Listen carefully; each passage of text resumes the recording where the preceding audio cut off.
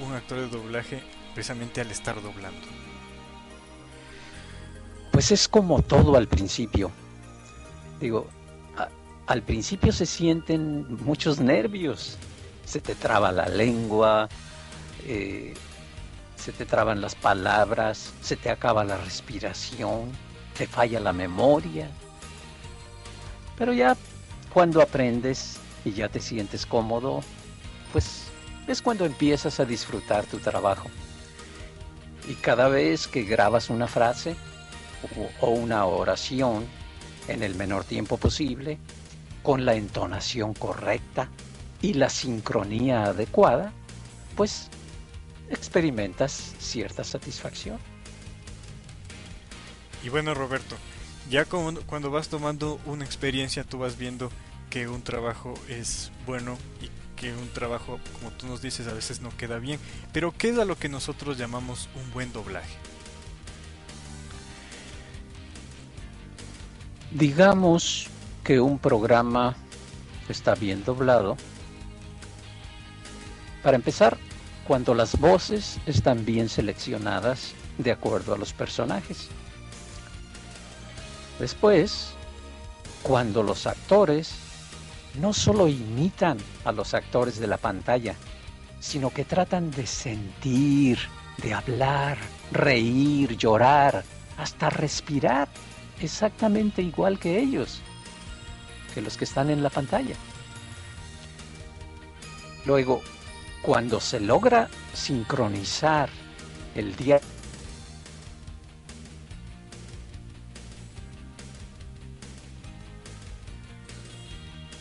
actor en la pantalla está hablando en español.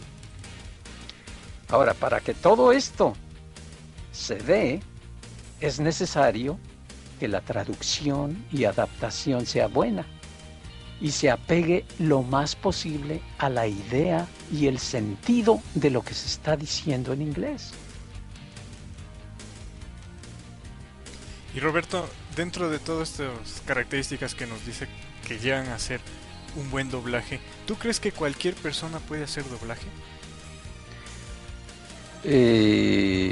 Sí, sí, yo creo que cualquier persona puede hacer doblaje aprendiendo la técnica para hacerlo, ¿Es pero no necesario, cualquier persona. ¿Eh? es ¿Perdón? necesario, es necesario ser actor para hacer doblaje?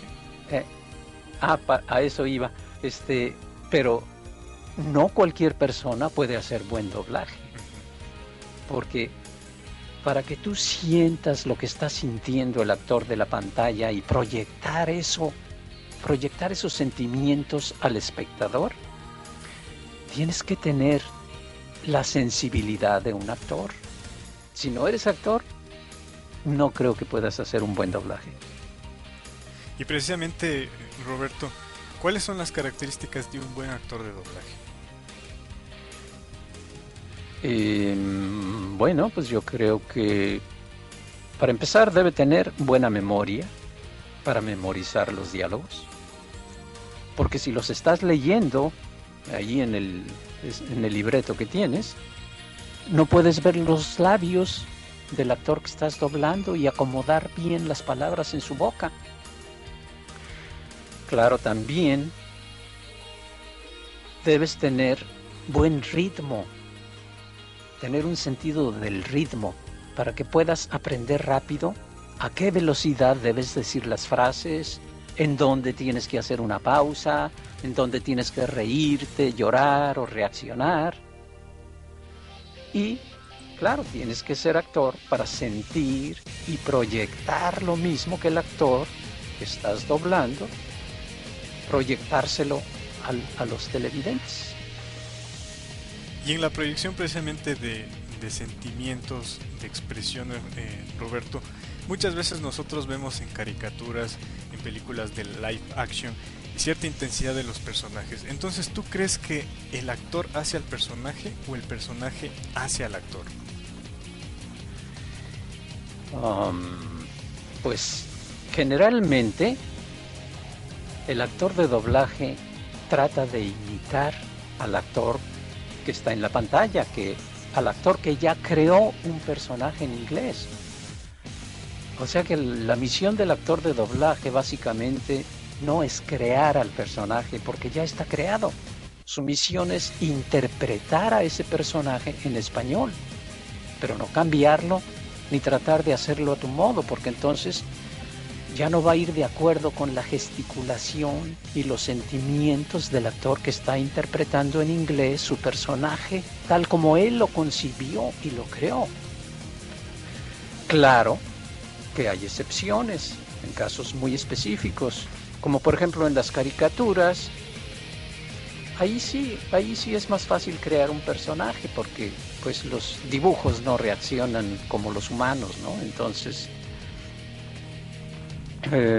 ahora cuando tú llegas a dominar un personaje en alguna serie, que después de que lo has estado doblando durante muchos episodios y todo, llega un momento en que llegas a dominarlo.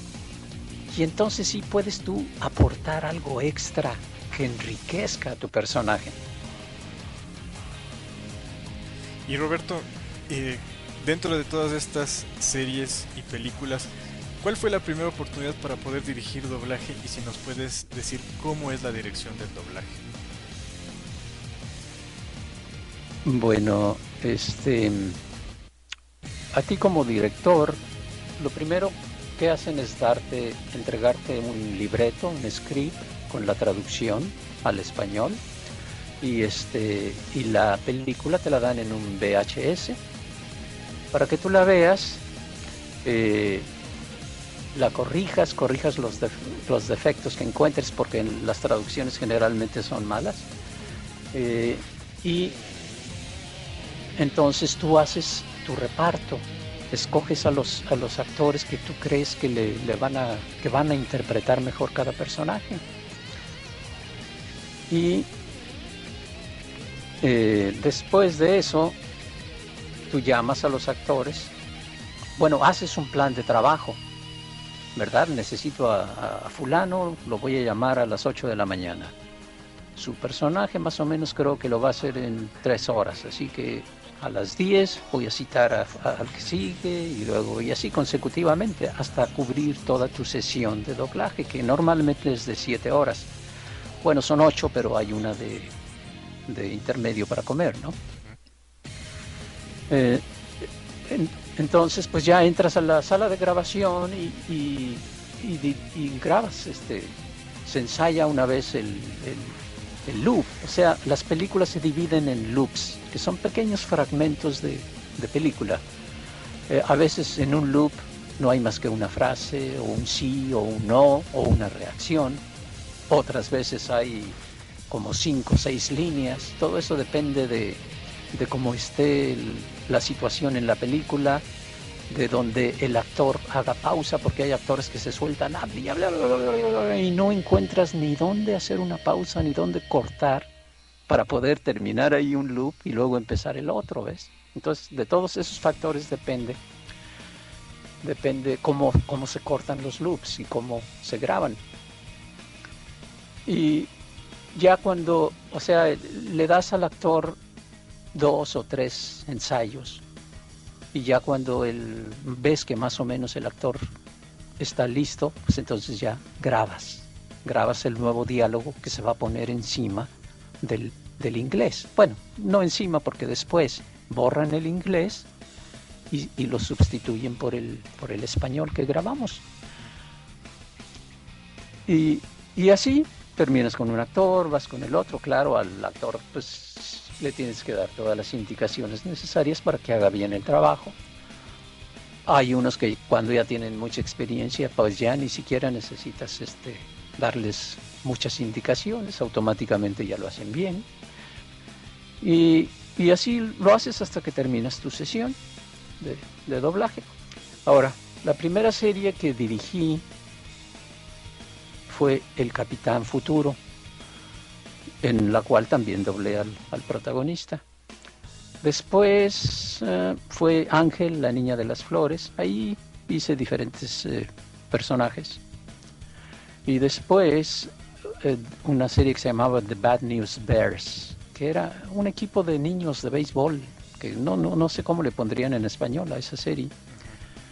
Esas series de niños son difíciles porque como en el doblaje hay muy pocos niños, porque la mayoría, sobre todo acá es más difícil todavía porque los niños que hay aquí casi no hablan español, porque los que ya pueden hacer doblaje son los que ya saben leer y ya van a la escuela, y en la escuela pues aquí aprenden puro inglés, ¿ves? Entonces es muy difícil, esas series son difíciles para conseguir, porque tienes que estar cuidando a las mujeres que hagan el trabajo sin que se note que sean mujeres, que parezcan niños de verdad. Por eso son difíciles. Sí. Y Roberto, ¿cuál ha sido la mayor satisfacción que tú has tenido tanto como actor y como director? Pues yo creo que cuando terminé el doblaje de El regreso del Jedi, eh, la, eh, la compañía, la 20th Century Fox, que es la productora, me invitó a la premiere de la película en español, en el teatro de ahí de los estudios Fox. O sea, era una función especial para la prensa, para los técnicos, para todos los trabajadores, todos los que contribuimos, los que hicimos posible la película, ¿no? Especialmente la versión en español. Claro, también había algunos empleados y ejecutivos de la Fox. Y no me vas a creer, pero también estaba ahí George Lucas, Wow. el productor y director de la película en inglés, ¿no? Y además me lo presentaron porque después de la función pues hubo una pequeña reunión ahí y me lo presentaron y me felicitó. ¿Cómo ves? Wow. Qué mayor satisfacción Sí, que esa, ¿no? Una la verdad persona de esa increíble. categoría, de esa talla. Yo creo que esa ha sido. Y bueno, Roberto, con esta satisfacción y con las satisfacciones que nosotros hemos tenido como fans del doblaje a través de muchas series, eh, más que nada caricaturas y películas, llega a ti un proyecto muy importante que a muchos nos marcó, que es el caso de Transformers. Pero ¿cómo llega la oportunidad de dirigir el doblaje de Transformers, la serie clásica, es decir, Transformers G1? Mm. Fue más o menos creo que era el 82 o el 83, no me acuerdo exactamente. Y yo estaba trabajando como director y actor en una compañía que se llama Magnum, que ya no existe. Eh, Era de unos argentinos que se apellidaban Veloso. Y pues estando ahí, un día me dieron el libreto y el VHS del primer capítulo de Transformers. Claro que yo no sabía de qué se trataba, ni siquiera había oído el nombre todavía, el título. Porque sabrás que, pues, cuando yo era niño, en mi casa no había ni televisión.